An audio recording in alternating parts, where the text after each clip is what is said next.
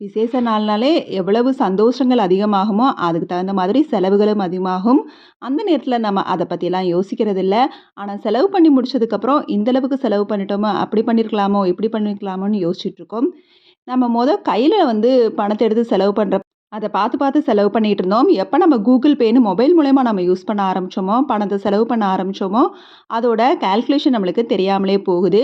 அதனால முடிஞ்ச அளவுக்கு Google Pay இந்த மாரி ஃபோன் ஆப் எல்லாம் யூஸ் பண்றதுக்கு பதிலா, கையில அமௌண்ட் எடுத்துட்டு போயிட்டோம்னா, அந்த அளவுக்குள்ள நம்ம செலவுகள முடிச்சுட்டு வந்துருவோம். ஸோ முடிஞ்ச அளவுக்கு இத ஃபாலோ பண்ணலாம். ஷாப்பிங் எல்லாம் முடிச்சதுக்கப்புறம் ஹோட்டல்ல உட்காந்து சாப்பிட்டா கண்டிப்பா நம்மளே பேசாம இருந்தா கூட சர்வர் அது வேணுமா, இது இருக்குது, அது இருக்குதுன்னு சொல்றப்ப நம்மளே அறியாம டெம்ப்ட் ஆயி சாப்பிடுவோம். அதனால இந்த மாதிரி வீட்ல வாங்கிட்டு வர்றப்ப நம்ம அதிகமா வாங்க மாட்டோம்.